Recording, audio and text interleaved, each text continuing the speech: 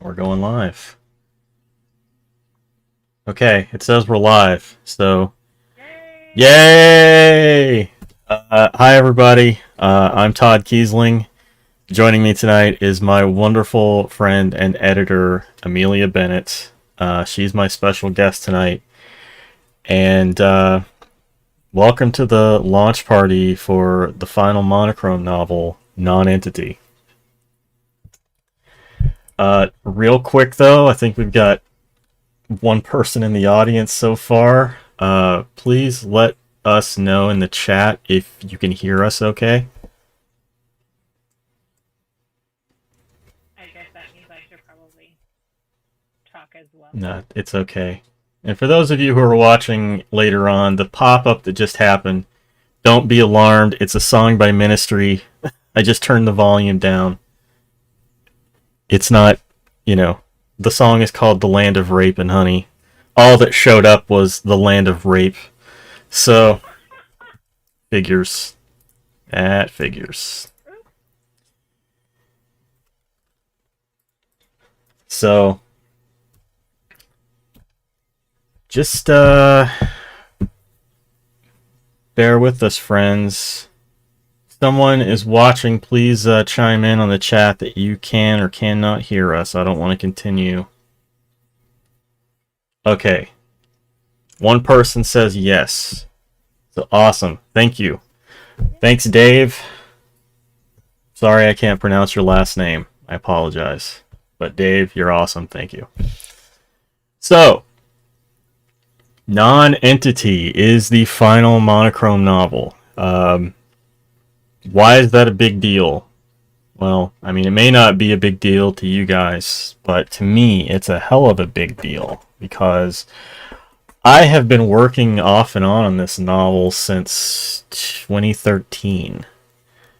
And for a while, I didn't think I was going to finish it. I went on to work on other things.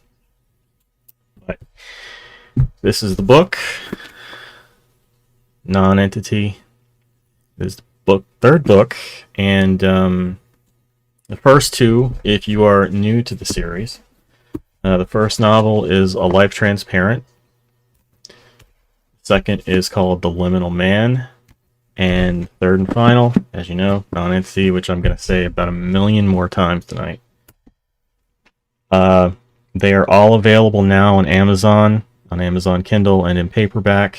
The first book is available in audio, narrated by Kurt Bonham, out from Fireside Horror. The other two are coming. They're probably going to follow into next year. Depending on what Kurt's schedule is. So I'm actually going to be giving away some download codes for Audible tonight for the first novel.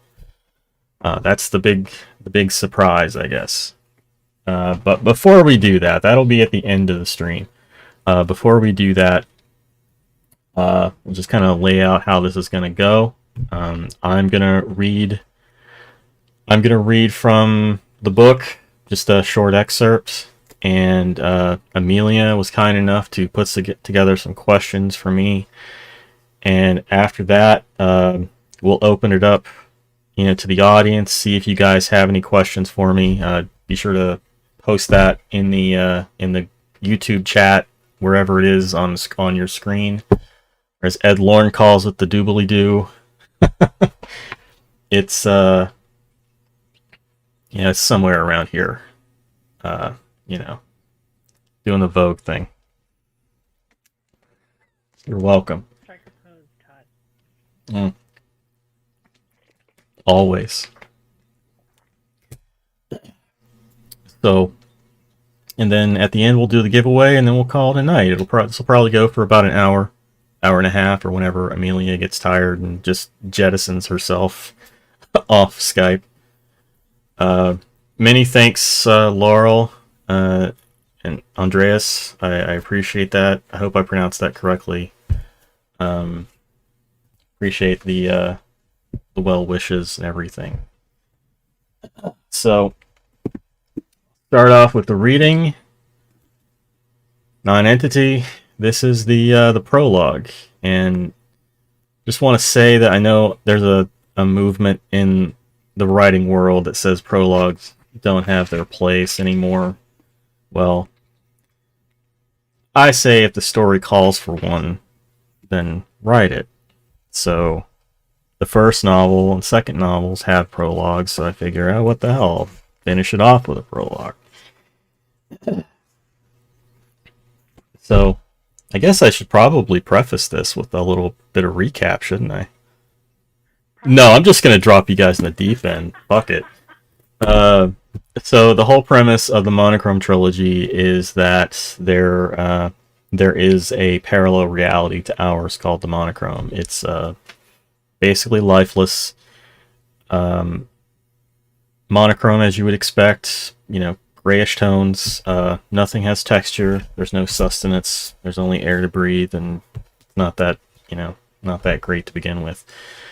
Um, the story involves an everyman by the name of Donovan Candle, who wakes up one morning and discovers that he is physically disappearing. Uh, he's basically transitioning into the monochrome from our reality. And the story began as kind of a meditation on not living up to expectations of, what you feel, your life should be. Over time, it changed in my life. I was 23 years old when I wrote the first draft. I'm 38 now. I was a whole different person.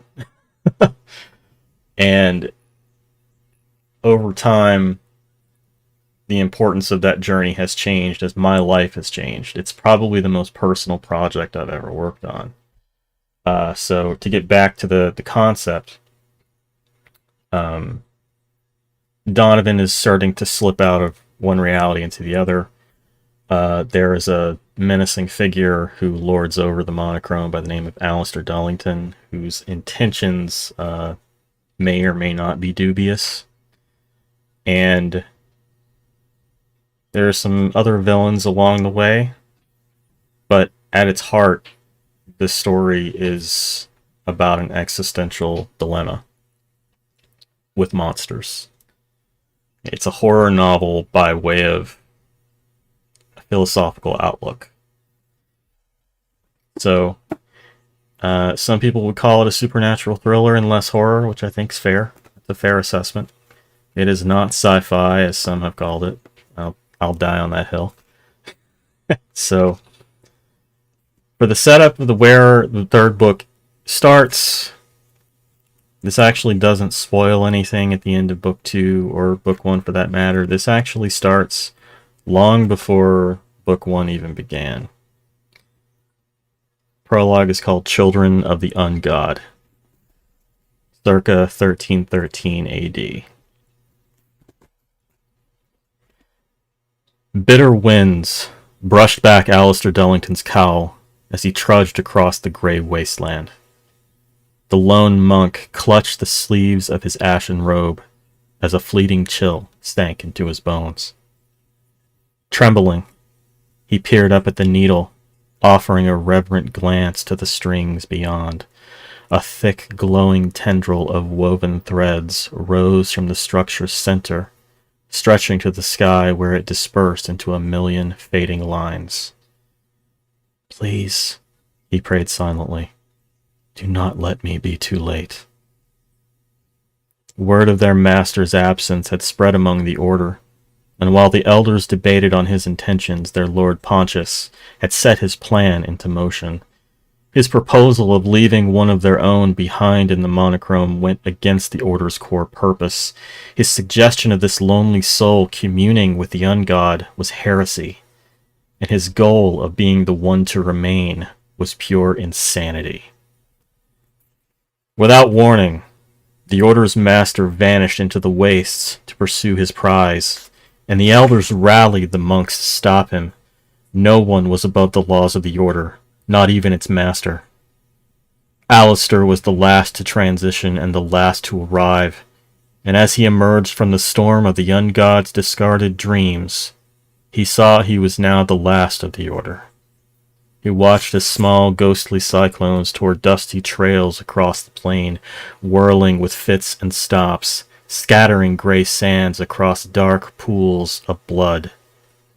He paused and uttered a soft cry as he made sense of the chaos before him. The bleeding bodies of his former brethren lay scattered across the sands, their eyes milky white, and staring forever upward in terror. I just lost my place. There it is. A few still clutched to life, driven mad by the agony pushing them toward the precipice of oblivion. Alistair sank to his knees and cursed his master. All this bloodshed, and for what? To punish his fellow man for transgressions yet to be committed? Pontius, you have succumbed to your own madness. His words fell flat in the soft breeze, and he fought back the emotion stirring within. He mustn't lose his focus now. Not now. He was the last. The Order's purpose now rested upon his shoulders. He would protect the ungod from corruption, even if it meant taking the life of his master. My dear Alistair. Gray light spilled from the cracks in the column's crumbling facade, pulsing in time to Pontius Vile's booming voice, and coating the bodies of his fallen servants in its corrupting haze. The strings above rippled at the sound, shivering across the heavens. Alistair lifted his gaze and quietly wiped the tears from his eyes. You have lost your mind, Pontius. I assure you, Brother Alistair, my sanity has never been stronger. He stood, approached the remains of his former brothers in silence. Some of them were already half buried in the gray sands, a severed leg exposed here, a twitching hand there. Each pallid face was another reminder of his inaction. How long had he suspected the master's defection? Months now, and yet he'd been too afraid to speak out. Now the repercussions lay strewn about in pieces. Former friends, brothers. Alistair paused when he found Christopher among the deceased. His head and torso were all that remained of Vile's onslaught. Alistair knelt, closed his dead mentor's eyes. I'm sorry, old friend. He felt the vibration of the great strings above, rippling like the disturbed waters of a pond, and together they sang a song of warning. There was a usurper within. The whole world groaned in protest. Christopher's milky eyes flicked open and stared up at him. Do not avert your eyes, Alistair. Drink of the pain you have wrought. Drink it deep, but do not fill your belly. There will be more to come. Alistair looked down at his fellow acolyte's remains. The eyes were open, rolled upward in a frozen rictus of shock, and the raspy voice passing lifeless, ashen lips did not belong to him. Vile's voice spoke through the other dead, a hollow army bellowing the commands of their master. We are more alike than you would admit, Alistair. I am nothing like you, Pontius. I know my place. Low cries echoed from the horizon, punctuating Vile's words with a sound of grim melancholy. My children have returned to feed. Come, children. Finish what was begun. Alistair turned, his skin prickling at the sight of the horrid beasts. Gaunt figures marched together across the empty plain, congregating at the center of their reality, ravenous for the flesh of man. They lumbered across the sands as an army of tiny, pale beasts poured between their limbs like water. He'd crossed over knowing he might not return, and he'd made peace with the possibility. If he met his end here, then he would do so serving his purpose. He thought of his family, the wife and son taken from him so long ago, and struggled to fill the hollowness inside himself. Dying here would mean an eternity in obscurity. No name, no memory. Nothing but dust. Another gust of stale wind swept down from the ancient pylon, stirring sands over the bodies of the fallen. Alistair stood his ground as the creatures approached, but to his surprise, they were not drawn to the allure of living flesh. No, they wanted the leftovers of their previous meal, and sauntered across the sands for seconds. His dead friend's corpse uttered a choked, wet laugh. Blood erupted from Christopher Dullington's graying lips, coating his cheeks in a coagulating mess. "You're all children of the ungod, Alistair. You know this. We are all bound to this banal coil, and somewhere in the tethers that feed the slumbering beast, you and I are entwined whether you like it or not. That is your place. So it has been, and so it shall be." Alistair frowned, peered back up at the needle. The broken structure loomed over all creation, built to keep the slumbering entity inside, safe from the malign influence of man. And now, his old master had sealed himself within, entombed with the beast, and free to do as he pleased. "I will not let you do this, Pontius Vile. And I will not let you stop me.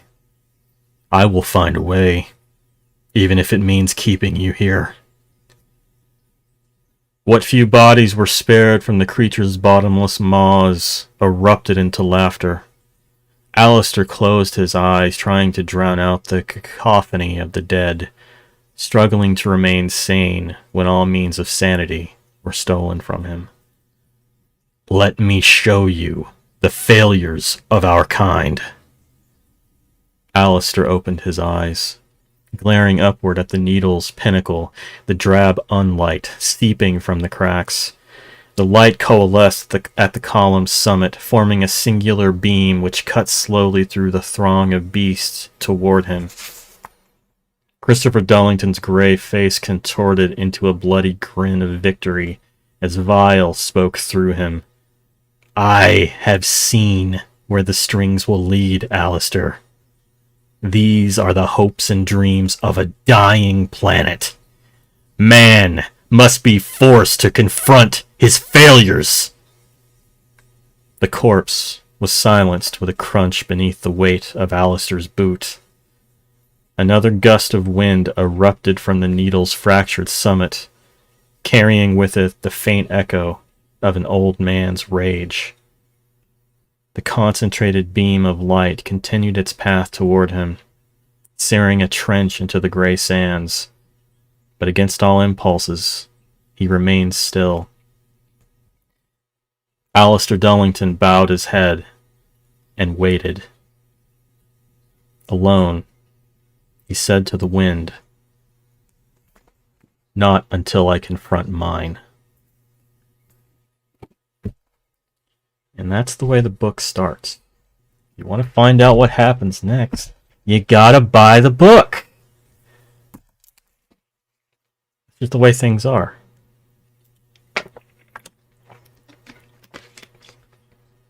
How was that, Amelia? This is so good, Todd. It's so good. Oh, thank you. I always say I'm horribly biased, but it's so good. Let's take a look at the chat for a second. Oh, Brad, thanks for showing up, man. Actually, no, Laurel, this is not a yawning. This is actually one of the Cretans. This was a prototype of a plushy Cretan that we made 1,000,000 years ago as a possible stretch goal for a Kickstarter project. And Erica made this. He's posable. And fortunately, we didn't hit the stretch goal, so this is the only one that exists. He is supposed to be giving you the finger.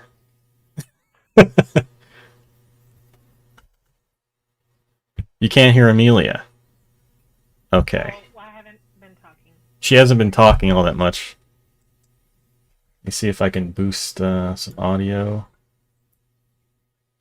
Say something now. How's this? I It, turned up my own volume. well, I also increased the desktop volume going through the stream. So Okay. how does she sound now, guys?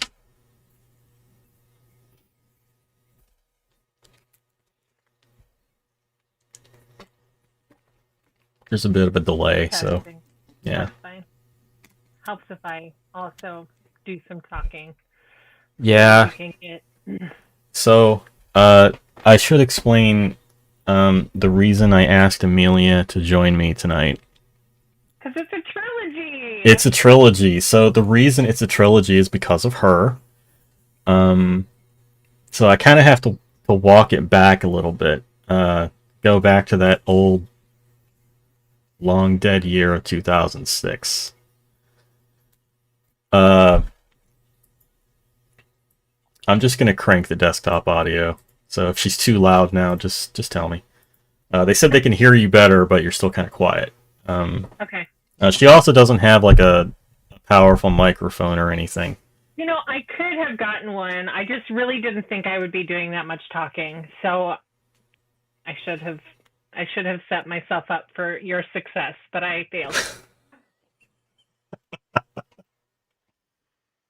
So, Amelia got involved with the Life Transparent. I mean, I guess you were involved with it even before, like, it was published.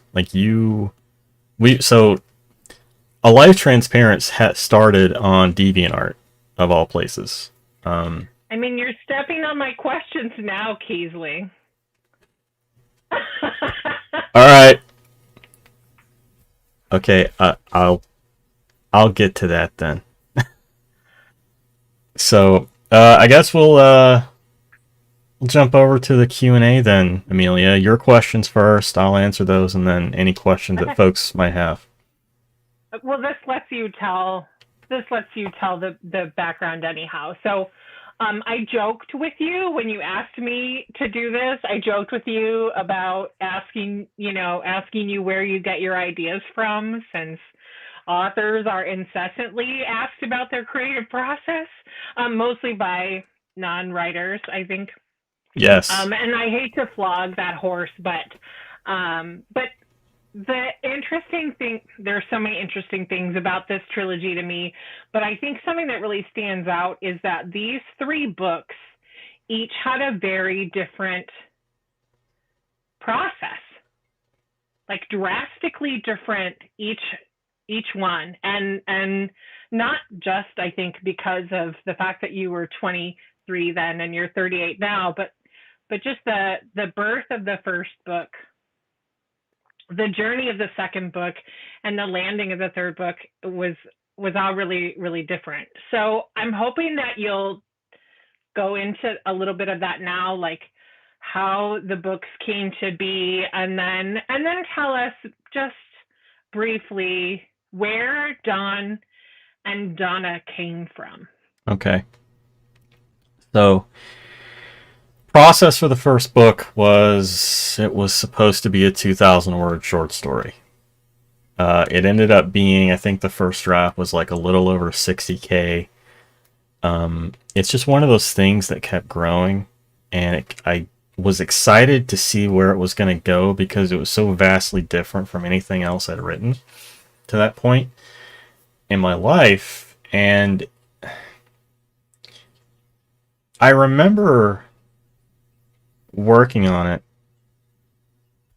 because almost like as though it were an apology to Erica.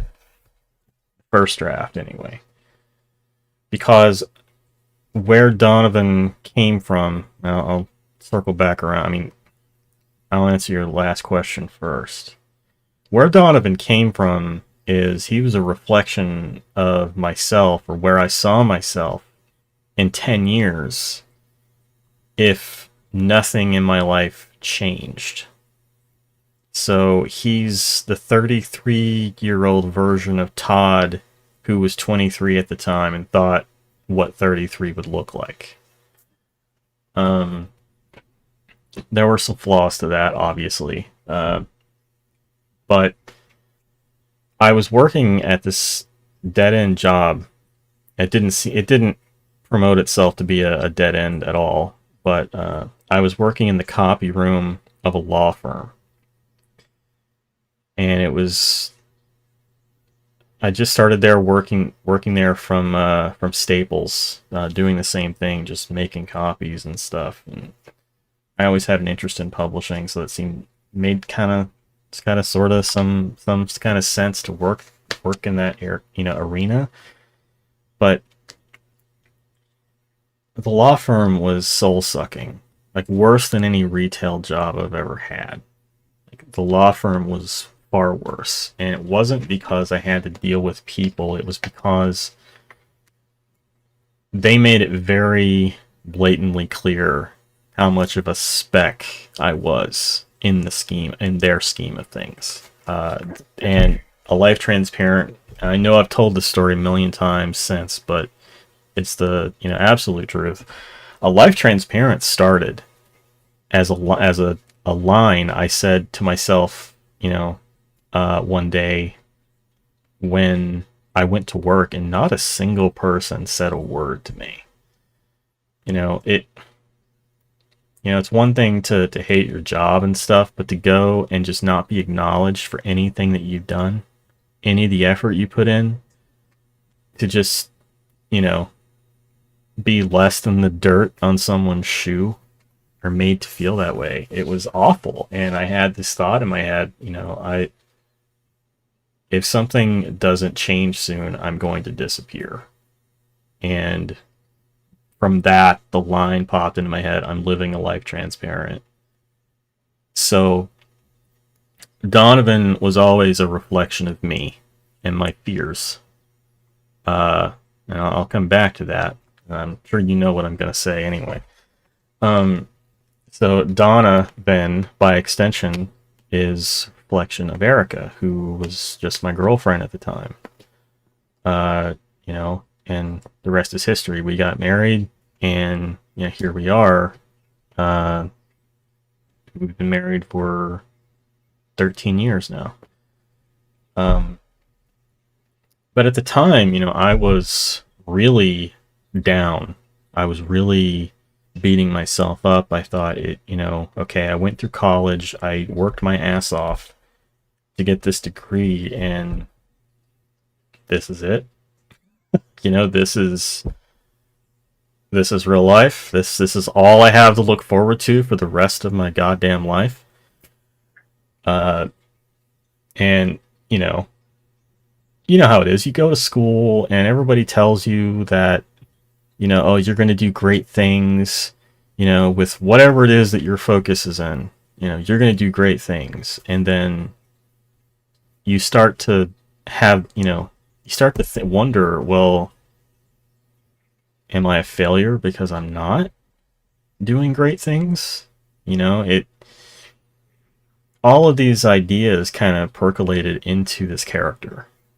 And look, that first book was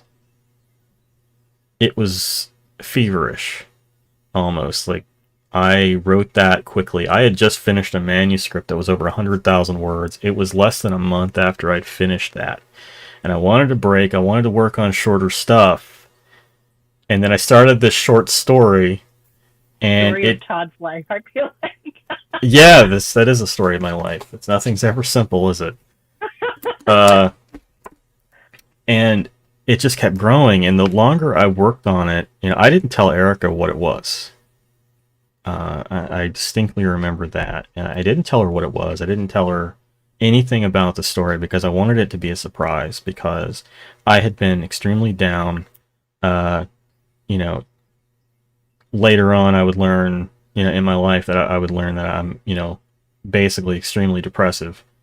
And, it all makes so much sense now. But then I was just extremely down on myself and about, life in general. And I was worried that Erica was going to leave me because I was, the job was making me an asshole. It was no fun to be around. And, it was 2006 and I'd lived here in Pennsylvania for a year. Other than Erica and her family and some coworkers, I didn't know anybody.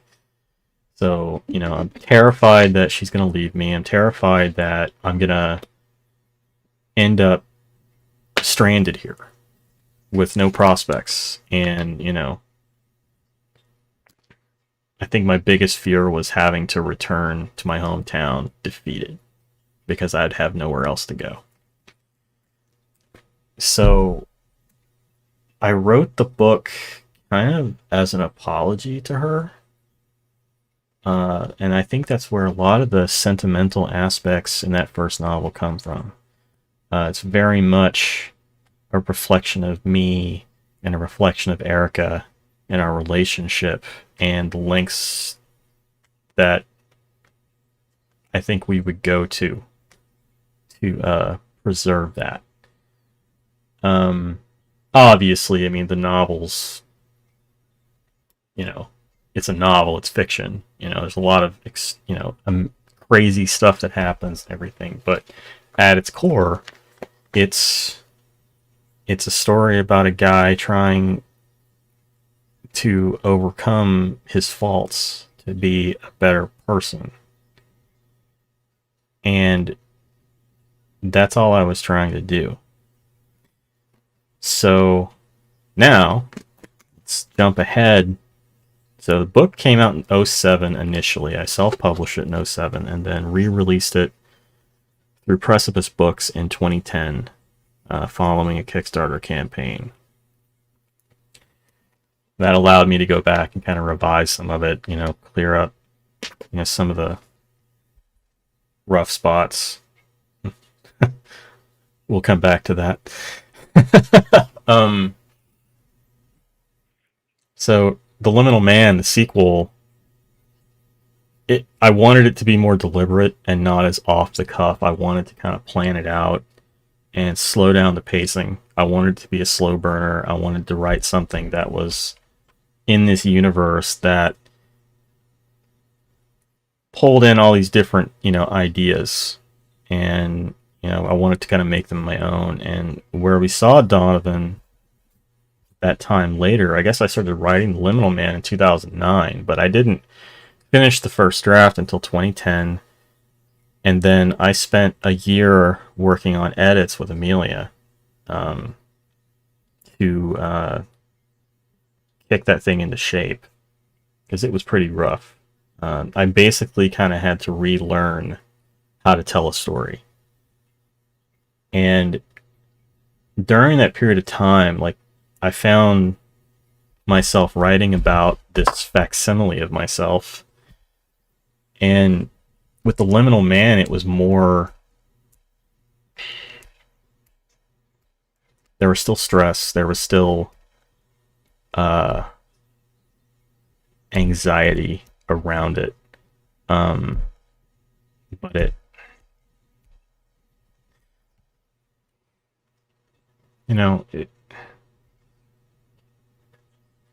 I don't really have a whole lot of positive memories of working on that book. It was a terrible time in everyone's life, right? Like the economy was in the shitter. I know personally, I was working full time and going to school full time and parenting full time. And I think when you started writing The Liminal Man, Paul might have still been. He was still deployed. Iraq. Yeah, he was still deployed. Yeah. Yeah, it was a bad time for everybody. I mean, this is like following the housing market crash, the economy crashed. I had taken a year off from writing after my wedding, and when I came back to it, I had all these ideas and I was forcing it because I didn't feel comfortable enough to start yet, but I was forcing myself to. And the first third of that book sucked so much. I still have it. No, I will not read it for you. But yeah, it seemed like everything about that second book was like pulling teeth. Like there was nothing easy about it. It was one of those that, you know, almost like a sunk cost fallacy sort of situation where it's like, God damn it, I put this much fucking time into it. I'm gonna finish this bastard. So the book took like almost 4 years to complete and publish and everything. It came out in 2012, around this time. I guess it was early October 2012, something like that. And it everything kind of crashed after that for me personally. Like, so basically I had been ignoring my own mental health and physical health, and after the Liminal Man was out in the world and it subsequently tanked sales wise, I just went into this deep depression and had a lot of health issues that surfaced in 2013. And at some point, I guess this was summer 2013, I decided, okay, I'm going to start writing book 3 because, writing has been my therapy in the past, so it's the one thing that I can always turn to. It'll make me feel better, so I'm gonna start working on this book with these characters that I can't stand anymore because I don't like looking at, I don't like looking at my reflection anymore. So to talk about the process of the Liminal Man doesn't bring a whole lot of positive experiences. I mean, the one big positive, that came out of it was the experience of writing a long novel. Uh, I feel like you and I, Amelia, bonded. We were friends already, but we kind of bonded over that book because my mission became your mission, and I can't thank you enough for that. Because you kept me going, and also it was her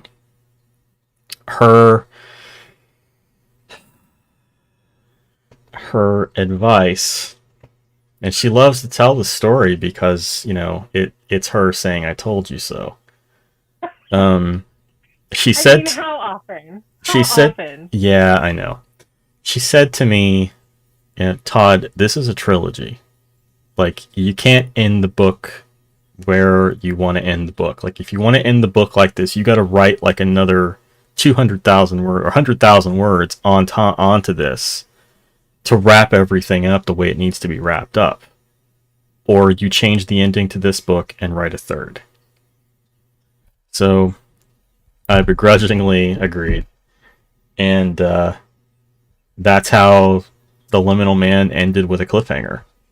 That's why it ended with a cliffhanger. So I had, in my revisions, made enough notes for myself and set up enough pieces in place to continue on, when I was ready. So 2013, I thought I was ready, which was not true. And for the next 2 years, I really struggled with it. To the point that, I mean, it would trigger anxiety for me because I know there were people out there waiting for it. Matthew Rogers being one of them, who just showed up in the chat. Thanks for being here, dude.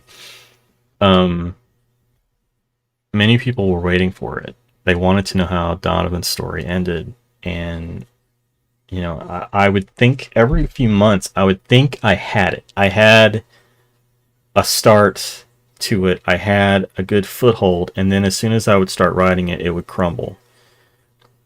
And there for a while, I mean, the beginning was entirely different. Like, I already knew how the book was going to end. I knew how the trilogy would end. The problem was getting from the end of The Liminal Man to that end of the book 3. So in 2015, I think it was, I basically announced that I had no intention of finishing it. It was causing me too much stress and anxiety, and there were other things I wanted to work on. In that year between the publication of The Liminal Man and when I started writing the beginning of book 3, all of the Ugly Little Things stories kind of came about there. And from Ugly Little Things, we went to Devil's Creek, and now the rest is history.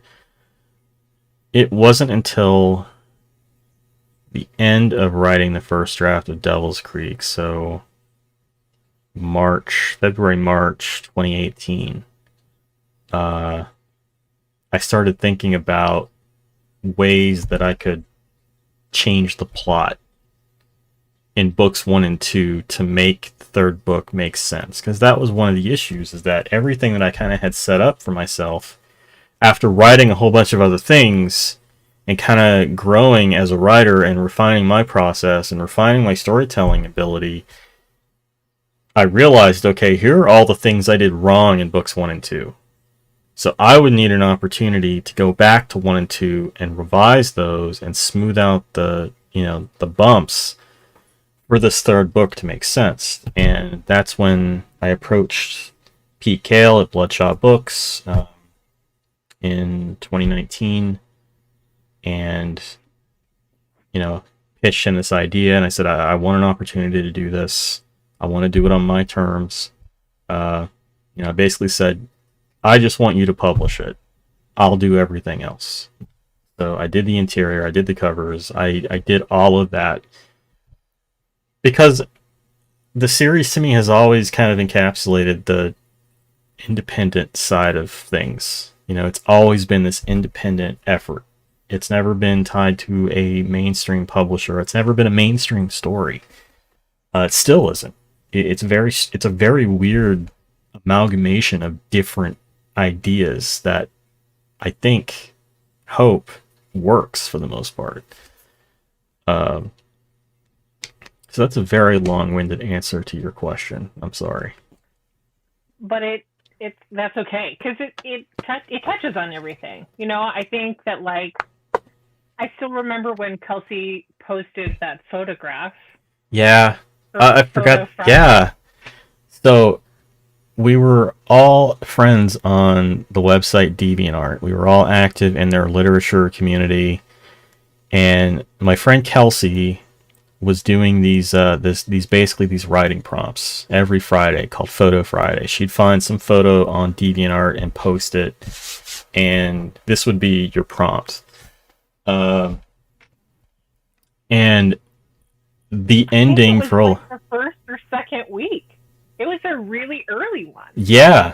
I was already working on the book at that point, but I didn't really know where it was going to go. And she posted this photo of two people standing on a subway platform. And it was just from their ankles down, like it was just their feet.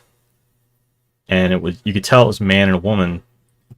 And so that solidified the ending scene for me.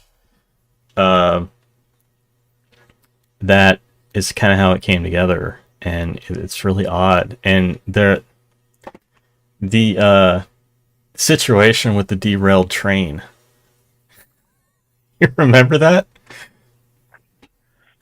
So when I self-published A Life Transparent, I sold it through Lulu, and I was selling signed copies and stuff. Not too different from the way I do it now, except it was entirely through PayPal and DeviantArt then.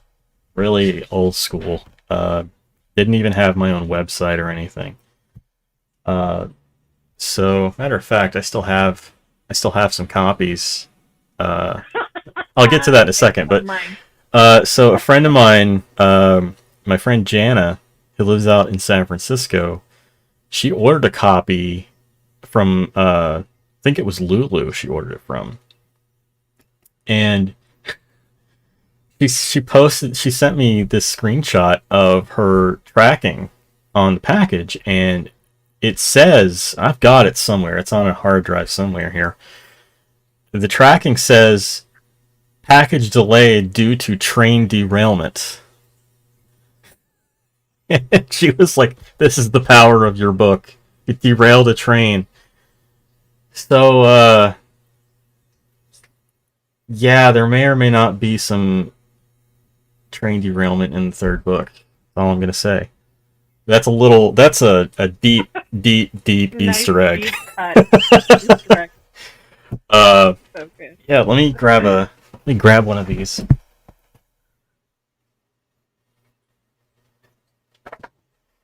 So this is the very first proof copy ever. So Erica had done she had done the cover. Definitely a proof copy because that should not happen. And further reasoning why Lulu sucks ass when it comes to their templates, because they don't tell you how much room you really have to maneuver. Uh, I mean, we put a fake ISBN number on it, and got the links to Lulu and MySpace and my DeviantArt page on the back. I mean,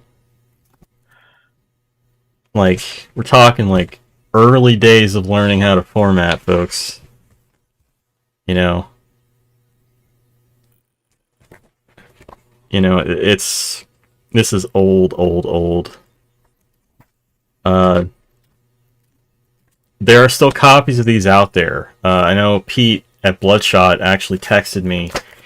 He bought a copy off a seller on Amazon.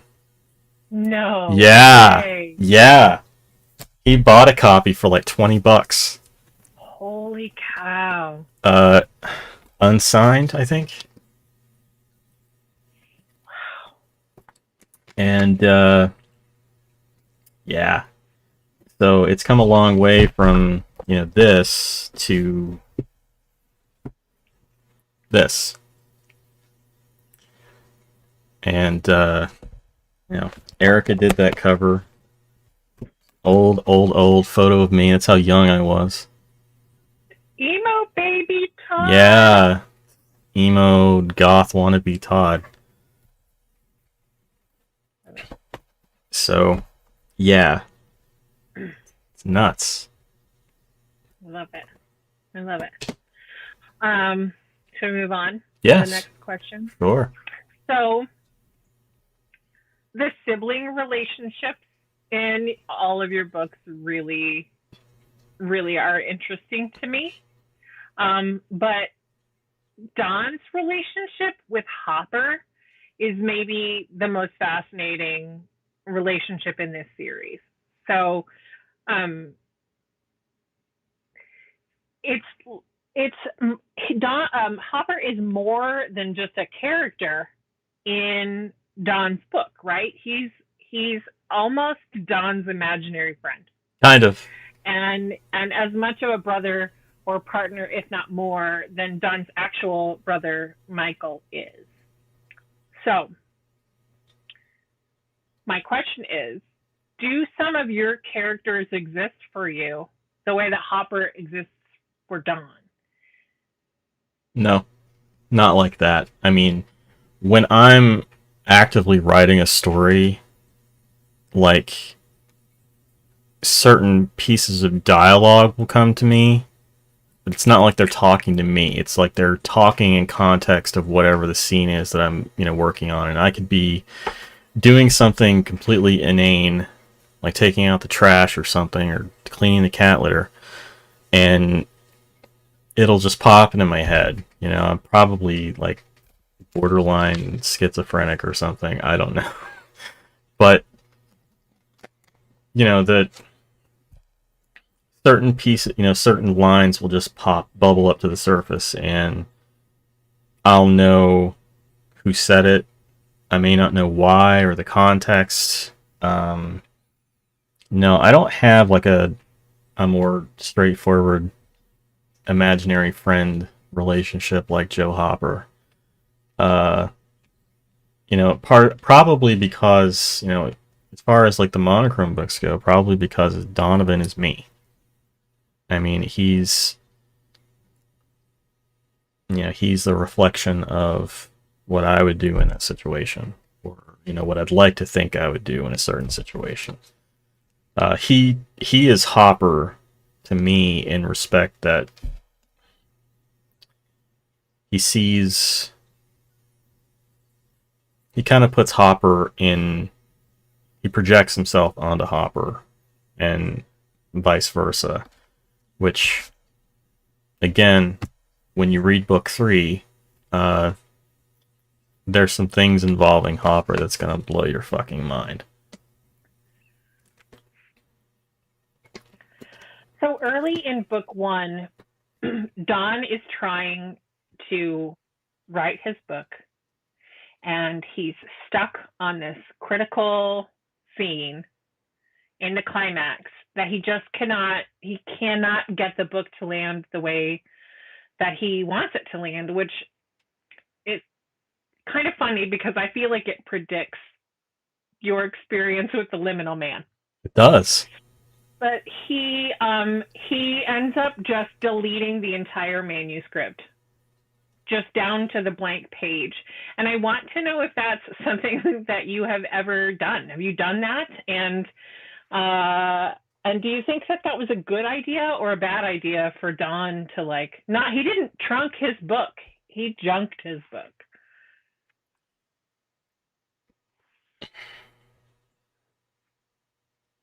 Have I ever done that to something that I was in the middle of writing? Long form? No. Short story? Absolutely. If it's not, I mean, back in the day, yeah, I have. There are stories that I've started and they don't exist anymore. Because I was young and stupid and didn't have the forethought that I'd want to return to it someday. Nowadays, I keep everything. Different versions, different starts. Anything substantial that I cut out, I put into another document just to have. Like, there are deleted scenes for Devil's Creek, which, if you remember my Patreon, you had the pleasure of reading. I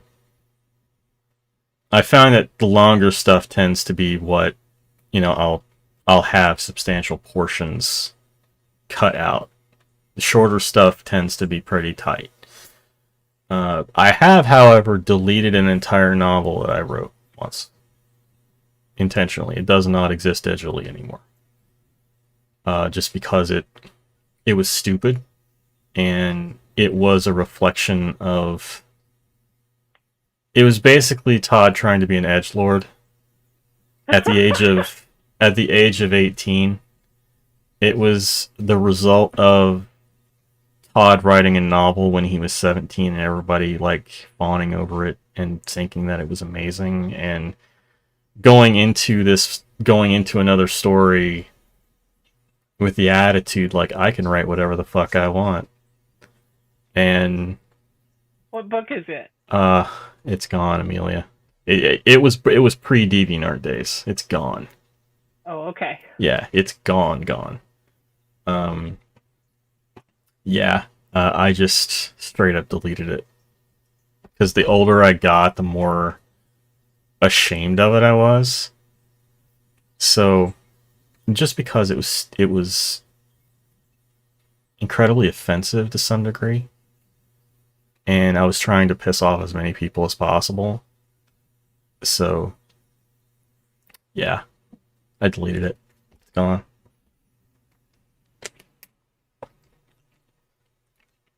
Okay. Every time I read a scene with some of the Monochrome's monsters, I think that monster is the scariest monster in the whole series. The first time we see a Cretan, I'm terrified by the possibility that something could render me completely inert to the rest of the world. And when we first see the yawning, I am completely overwhelmed by terror that something could exist like that could just swallow someone whole into oblivion. And in the third book, we encounter a whole new horrors. So my question is, which of the Monochrome's little beasties scares you the most? So, the Cretans I find amusing. I'm not really afraid of the Cretans.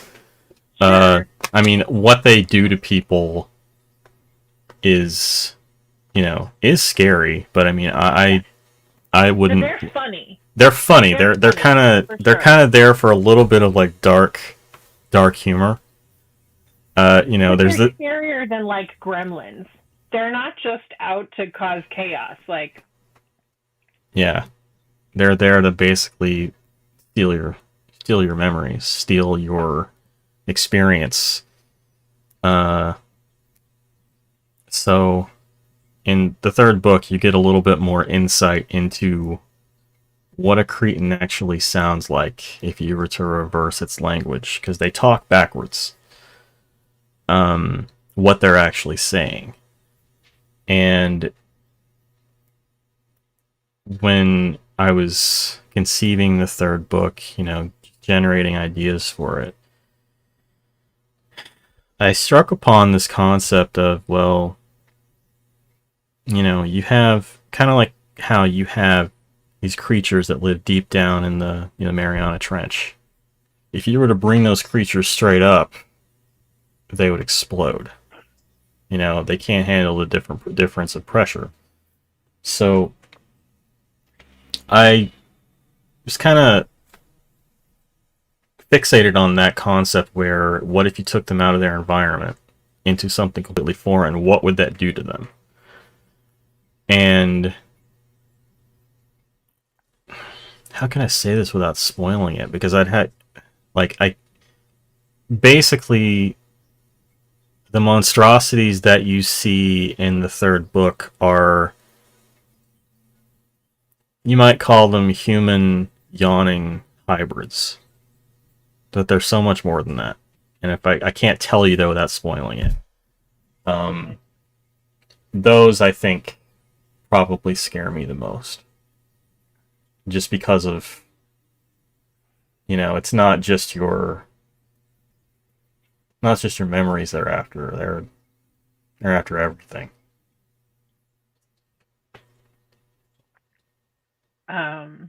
okay. Will we ever get to read Donovan's book? No. Because I No. really no. No. Okay, okay. So can you just tell me, do Hopper and Mistress Colby get together in this book that will never be? Like, is Hopper able to love? Does he get Pete the Butcher? Yes to that. His name is Butcher Pete, not Pete the Butcher. Oh, I'm sorry. It's okay. I wrote it correctly and then didn't read it So correctly. the funny story, the reason he's called Butcher Pete is because of the song Butcher Pete. I forget who sang it. We're talking like an old time song. Uh, if you've ever played any of the Fallout games, you know what I'm talking about. Um, do he and Mistress Colby ever hook up at the end? Probably not. I kind of picture it being kind of like a Clark Gable situation. Frankly, my dear, I don't give a damn. Hopper's too cool. Well, plus it keeps in line with the whole noirish aspect of what Donovan's going for with that book. Uh, I do know that it would start with a bar fight. I have thought enough about it just to To know kind that of. you don't want to write it. I don't want to write it because I wouldn't be the person. I wouldn't be the person suited to write it. That's not my style of. Right. I'm afraid that if I were to ever truly try to write like a true noirish, you know, darkly, gothic kind of story, like a southern gothic kind of noir, it would just sound like a parody of a southern gothic noir. Um, I'd leave that up to, S.A. Eric. Cosby and Eric Pruitt. Oh, yeah. Mm-hmm. Oh, yep. Okay. Last question. One of my favorite places in non-entity, favorite like setting, is the memory wall. Mm-hmm. If you were to go to a place like that, what message, or memory would you leave? That's a great question. I'm not sure. Like, I'd probably think of something that sounded profound at the time and write it on the wall that would be of no use to anyone. You're not giving yourself enough credit. You're not 23 anymore. 23-year-old Todd absolutely does that. 38-year-old Todd does not do that. I don't know. I really don't know. Like, the whole purpose of that is to, write something that would remind you of someone that's been forgotten. So, I mean, I could think of a ton of names of people that I've known in my life that, kind of fallen through the cracks, or, there's my grandfather. He's dead 21 years now.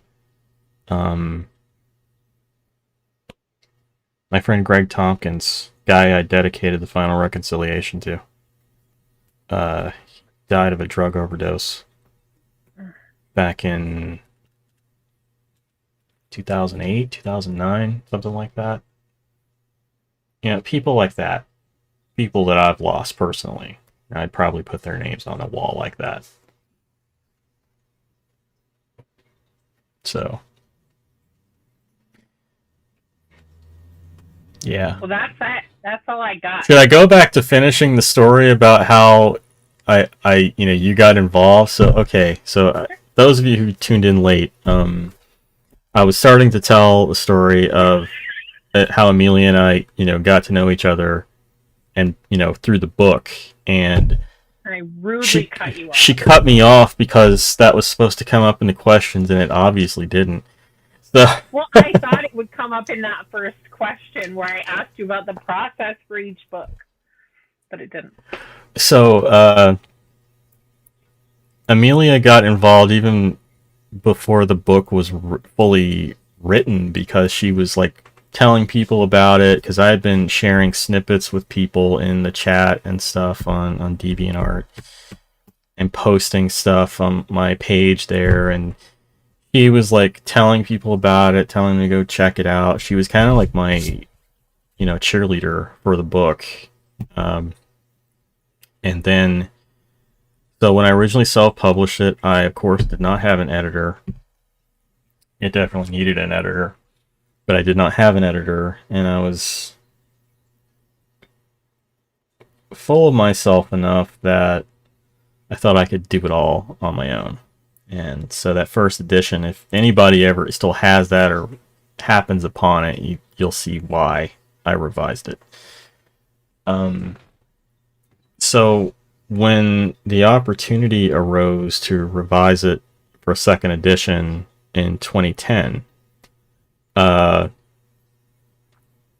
she was my OG Street team, her and a few others, when we'd kind of fallen out of touch for a year or two. Because I stopped being active on DeviantArt because of all the, drama bullshit. I stopped being active on it around 2007. So like a full year later. And when I decided, okay, if I'm going to do a second edition properly, and I formed Precipice Books, through this process and everything, I needed to hire an editor. So Amelia was the first person I thought of, because she'd always been one to give me feedback and wasn't afraid to give me feedback. And she didn't sugarcoat anything. And that's exactly what I needed. So I messaged her out of the blue and said, "Hey, hi, buddy. Interested in editing a book? It's only 400,000 words."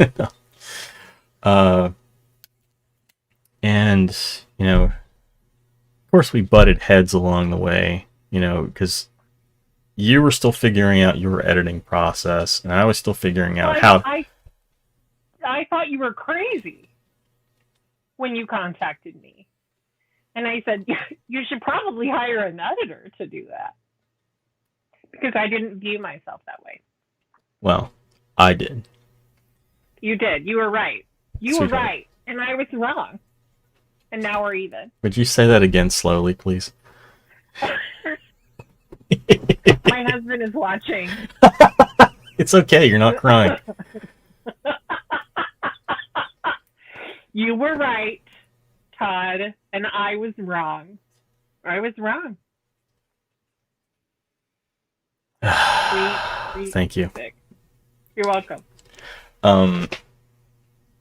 So yeah, that's kind of how Amelia came to be directly involved in the process, and it was her who told me the book was going to be a trilogy, and it kind of became an inside joke for a while. Like anytime something bad would happen to either one of us, it would be like, "Don't worry, it's a trilogy. Nothing can happen to you because it's a trilogy and it's not done." Well, now it's done, so we're both fucked. Yeah.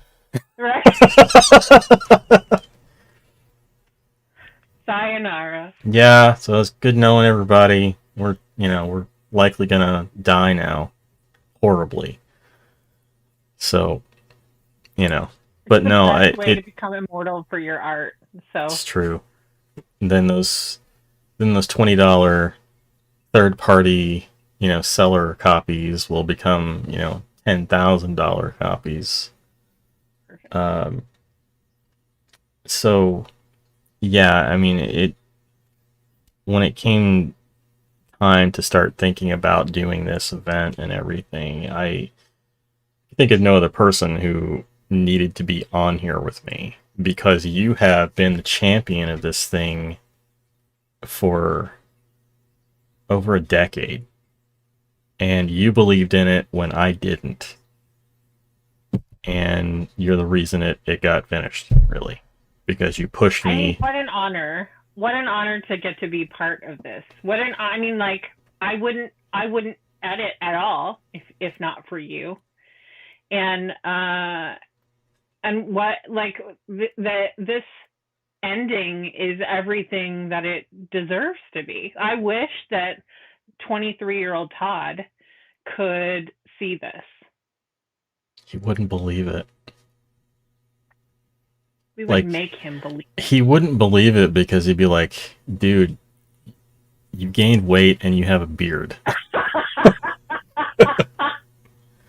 Like he just wouldn't believe that's him. And 23-year-old Todd was wrong about a lot of things. So I don't know. 23-year-old Todd, for better or worse, got this journey started, and I'm glad that it's finally come to an end. That's a question I've been getting lately, is how do you feel now that it's done? And I'm relieved, a little bittersweet, just because it's been something I could look forward to, and now it's done, and I can move on and never write a trilogy again. We'll see about that. Yeah, fuck you. It's not my fault that it's a trilogy. You clearly wrote one. Wasn't meant to be this way. Yeah, but you were so right, though. That original ending for The Liminal Man was too... You just got tired. You got tired of everything that writing that book was, because it was a terrible time, and it was an uncomfortable experience, and you just got tired. And that was obvious in about the last 10,000 words. That you just decided, like, I don't care if I'm home or not, this is the driveway I'm pulling into. And you parked. And I understood why you made that decision, but it was lazy, and I don't mean that in a shitty way. Like, oh no, you're absolutely right. It was lazy. And it was unsatisfying. You were robbing yourself and robbing your readers and really robbing Dawn and Donna. Yeah. So it wasn't me. It was So another useless bit of trivia for people who, especially for those who have just started reading them this year. Um,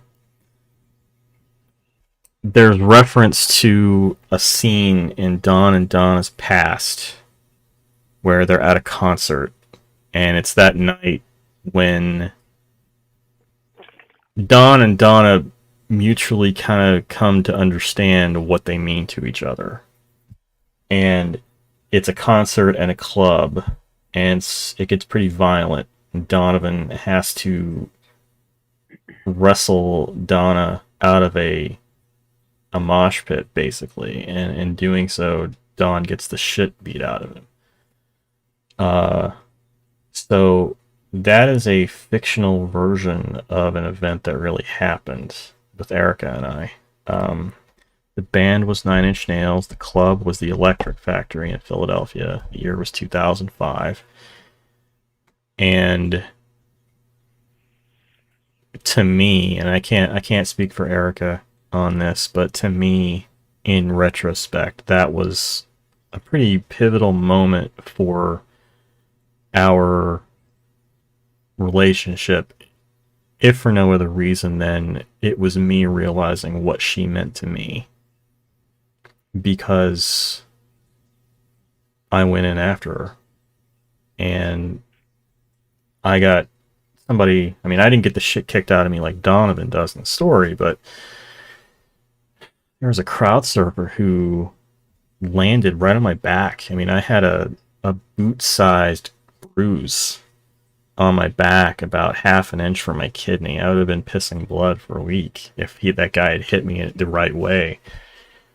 And I was holding Erica's wrist so tight that, she had bruise marks of my fingers on her wrist. I mean, it was scary. I've never been that afraid at a concert before because there were too many people there. That place had an occupancy of maybe 2,000 people, and I swear to God, there had to be 3 or 4 in there. Uh, so I ended up not necessarily missing half the show, but I mean, we spent the rest of the show like in a safe place, just hearing it, not really, seeing it. And Erica felt terrible because, I mean, that's anybody who knows me knows that's my band, and that was my first time seeing them live, and I didn't care. I was more concerned about her and afraid that I needed to take her to like a hospital or something, like checking around, make sure that did anything else happen to you. So I think those scenes, especially in the last book, I feel are pretty powerful. uh I really tried to tap into that emotion. um I'm pretty proud of those where they came out. Even though when I initially sent you the excerpt, you were worried about me, which I thought was so fun. I don't know if I told you this, but we actually, my husband and I have two very similar stories to that, and one of them was also seeing Nine Inch Nails on tour. So on our honeymoon, we went to San Francisco, and this was in June of 2000, and a Perfect Circle was opening for Nine Yeah. Inch Nails, and we bought tickets to the show at the Cow Palace. And we snuck in like disposable cameras, like I don't know where those pictures are, but like literally they caught me with them. They threw them into the dumpster. They went to check the person behind me, and I grabbed them out of the trash can and took them inside. Um, but yeah, we like were in the pit for Perfect Circle, and then when Nine Inch Nails came on, like it went insane, and this and we had to leave. Like we had to fight our way out of the pit. And the second time must have been after because it was a different tour. It was here in Phoenix, and Perfect Circle was headlining, and Senna was opening for them. Yeah. And it was an outdoor show at a venue that's defunct now. But we both got our asses kicked so bad at that show. Paul lost his glasses. This is before he joined the military, so it was probably 2001 or early 2002. Yeah. And we both got like beat the snot. Like security had to pull him over the rail. Yeah. Mm-hmm. At the front of the pit. And I mean, you've met him. He's not a small guy. He's not a weak guy, you know. And we just about both got our asses kicked at both of those shows. So that scene that you wrote, like, it really resonated with us too, because that's so emotional to survive something like that with someone that you love. Yeah. So,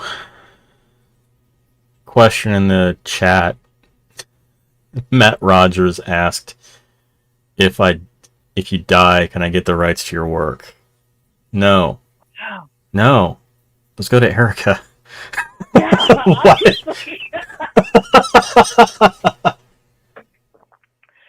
he's trying to starve a widow. Yeah, it was the Fragility tour that Amelia was talking about when APC opened. Mm-hmm. Yeah. So I guess we should, it's actually after 10. We should probably take a few questions from the audience before I do these giveaways. So if you guys have any questions, now's the time to ask. Give you about 10 minutes. Make them good. No pressure. While you're doing that, I need to double check and see how many codes I have to give away. What's your pop socket?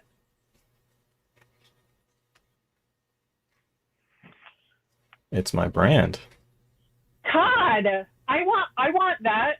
Oh, I just did like a custom thing through the PopSocket website. I didn't have. Why didn't you make more of those? Because I didn't know I could do that at the time. Okay. Make it happen. All right. I don't know if I can through my shop. Let's see here.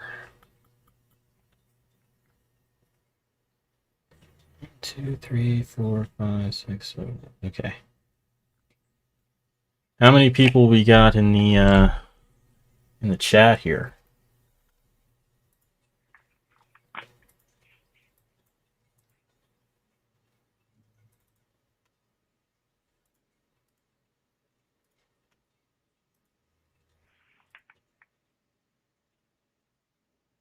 Can't tell. We have 3 people in the chat right now. It's okay. We ran pretty late, so. Let's see. Matt asked, what's coming up next for any publishing? So I actually just had a story come out today in Liminal Spaces, a dark fiction anthology that's edited by Kevin Lucia. I'm in there with some amazing authors. Gwendolyn Keist is in there. Richard Thomas is in there. Tony Rapino, some guy I've never heard of, he's in there.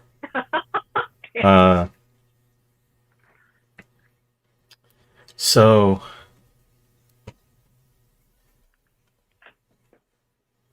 you know, there's that. That one's coming out. I think that's the last story of mine that's scheduled.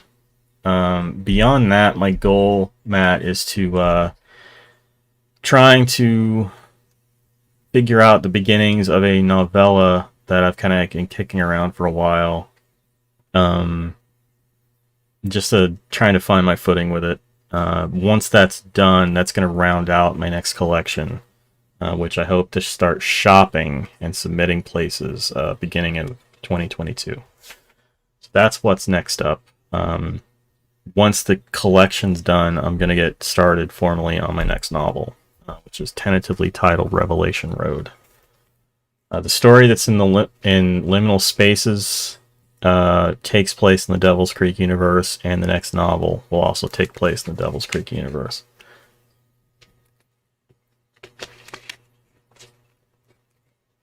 Let's see here. He also asks, are you going to be grabbing any public domain works like you did with The King in Yellow and running them through your publishing house? No.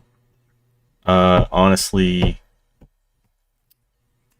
Precipice was a grand plan, and it's primarily just what I use for my writing. It's the business name for my writing, so when it comes to taxes and stuff, expenses and everything, like all of it goes on my company card. Gets expensed through there. Like conferences and stuff. Like Precipice is just in name only now. I don't really publish anything through it anymore, and I don't have any plans to, except for like the chapbooks that I'm doing through Patreon. I mean, I'll slap the Precipice logo on there because it's me. So Eric W. Oh, I know who this is. Says, well, you talked about revising A Life Transparent. Did you end up making a bunch of changes between the second edition and this new one coming out with the cover that matches the new book? Yeah. You should absolutely pick up the first and second books because I added a lot to them. They each have 2 new chapters. A Life Transparent specifically has several new scenes. They kind of set things up. They only add to the book. They don't really take anything away. I did make a change in the plot slightly. It's minor. And I can go ahead and tell you at the very beginning, Michael and Dawn's parents are dead. And they died in a car crash. Because keeping them alive and trying to bring them into the third book was too complicated. So I wrote them out entirely. They're gone. That is not a spoiler. Such a Disney move, Todd. I know. Had to be done. Yeah. The second novel, I mean, the additions would give you a little context for things in the third book. So, I mean, obviously I'm going to say yes, you need to buy the new book. Because I got a house to pay for and everything.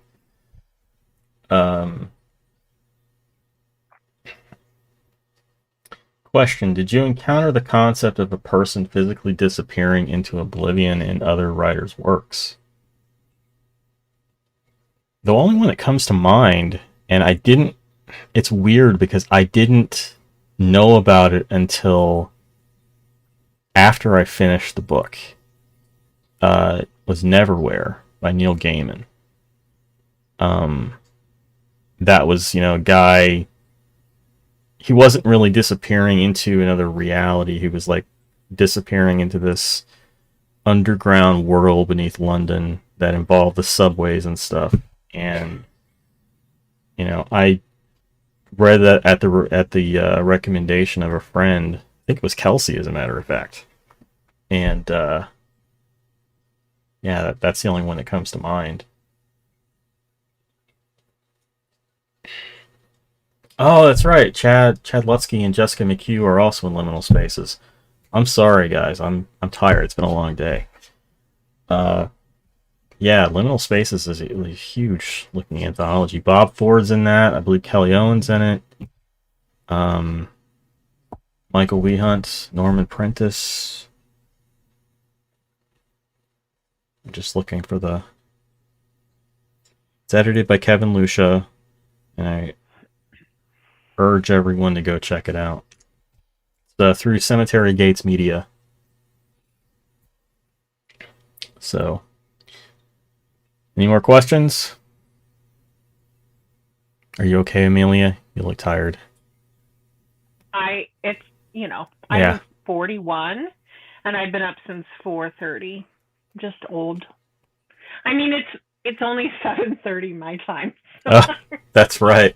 I'm really being a bitch right now. It's okay. Just old, tired lady. Who would you pick to star as Donovan if the trilogy was to be picked up for a movie series? Oh man. No, it would have to be like an HBO series. I don't think it could be a movie No, I series. think they could pull off. I think they could pull off a movie for each one. What? Yeah. It Ew. look if they can do if the Matrix can be done in a single film, A Life Transparent can be done in a single film. Yes, but Keanu is too old to play I'm Donovan. not saying it would be Keanu. But I am. That was my immediate first answer. Is I want 1996 Keanu. I want Speed era Keanu. No. No. Maybe more like Devil's Advocate era Keanu. What is that, like 1997? Okay. So the buzz cut from Wait, Speed grew out a Speed little. was 94. Speed Are was you 9. sure about that? I'm positive.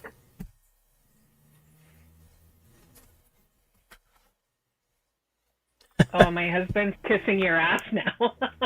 What? He's That's my husband. Smoke window? Yeah, that's Oh. Paul. Well, shit, Paul, why didn't you say something?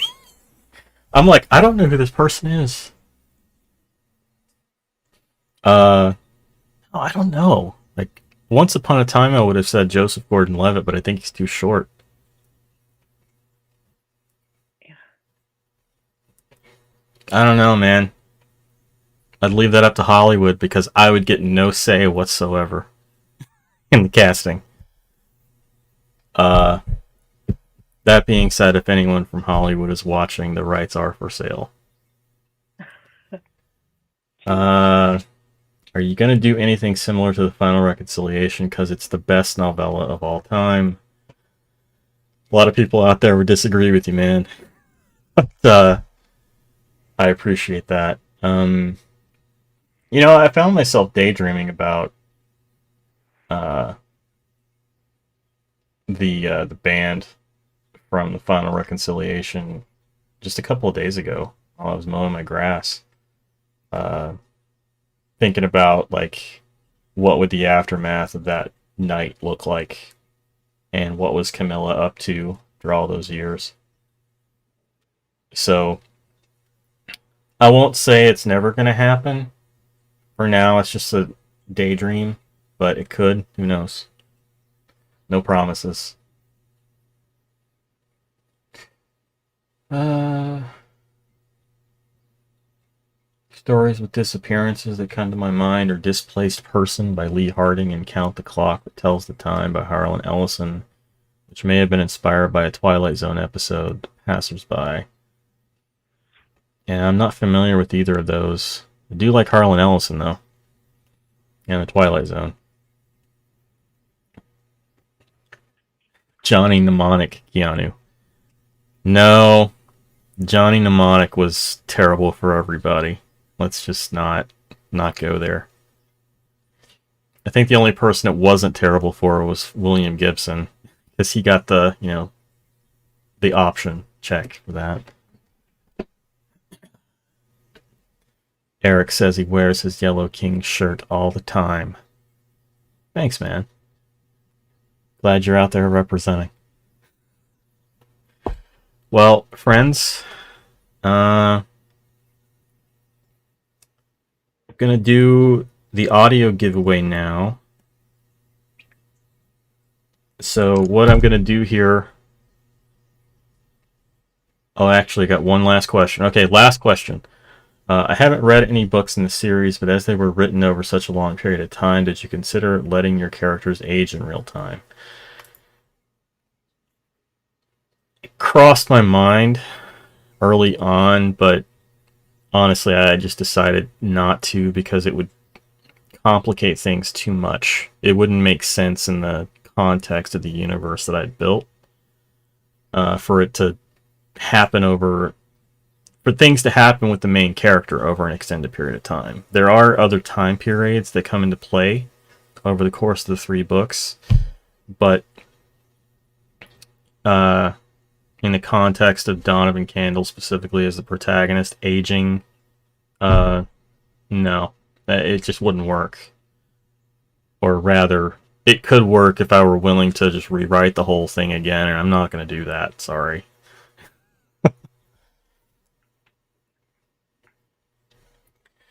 Okay, so for the giveaway, guys, what I want you to do... Actually, you know what? We'll make this easy. How many of you are here? So I got Andreas, Smoke Window, Eric, Matt. Laurel, are you still here?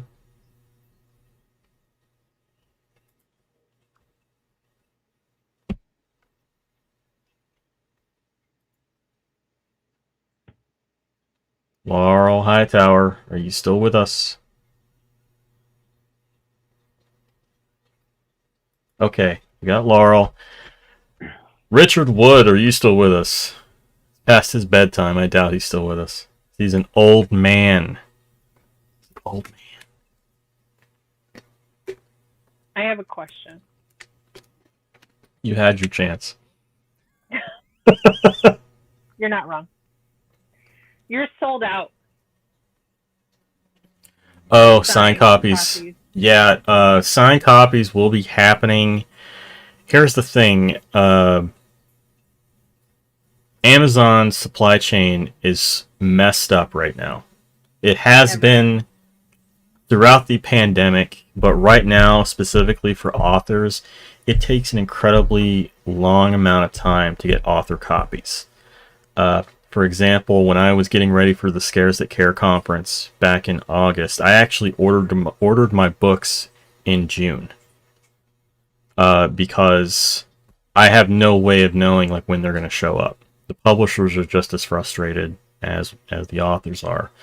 So I will have copies of Nonentity in stock at some point. Best advice I can give you is to keep an eye on Twitter, because I will be posting there. That said, I do have copies of The Liminal Man and A Life Transparent and Devil's Creek, pretty much everything else I have in stock in in my shop on my website. Germany. You're in Germany. Okay.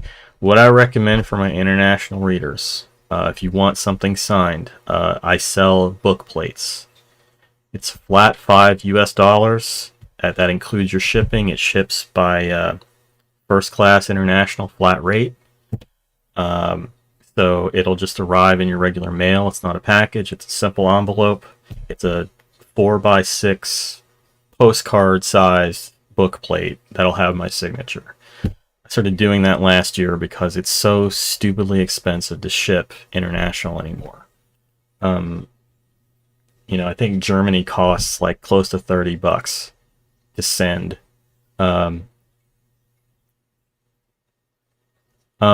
that's right. I forgot all about Brexit. Yeah. Ugh. Sorry. Yeah, the book plate is what I would recommend if you want something signed. Otherwise, I would say just order the book through whatever channel you prefer. The ebook is only available on Kindle though. So, yeah. Okay. Well, Paul says he doesn't want an audio code to count him out. I want it then. Okay. Right. Well, then basically, since you guys are all here, then what I'm going to ask is that you each email me. I'm going to put my email address in here in the chat. Send me an email. Tell me that you were, do me a favor and put your YouTube chat name so I recognize you. And just say something like, giveaway winner or something. And I'll email you guys the code. So, just want to say thanks for everybody tuning in. I know this is like kind of weird on a Tuesday night. Everybody's got to work tomorrow. But I really appreciate it. I appreciate you being here and being supportive of me. I know this book it's not Devil's Creek Part 2. I think a lot of my Devil's Creek fans aren't really interested in this, which is fine. I didn't expect them to be because they're drastically different. But yeah, if willing to give it a shot, though, I think you'd be pleasantly surprised. So, Amelia, thank you for doing this and for Thank you. being my editor and kicking my ass when I needed it. I appreciate it. Anytime. Well, you're getting a code anyway, Paul. He says it's not that I don't want it, it's that I'd rather have everyone else grab it. Like, everybody, my point is that there aren't many people here right now, so whoever stuck around gets a code. So, you or Amelia can have the code, it's fine. So... Alright, guys, it's late. I'll let you go, because I know everybody's got to work tomorrow. But again, thank you so much. One last time, the book is Nonentity. It is the final book of the Monochrome Trilogy. All 3 books are here. You can find them on Amazon, paperback, and Kindle. The first novel is available in audio as well. The other 2 novels in audio are forthcoming. I'm Todd Keisling. My website is toddkeisling.com. Twitter is at Todd_Keisling. Odds are, those of you who are here already know that, but in case somebody happens upon this video. So again, thank you, and hope everyone has a good night and a good rest of your week.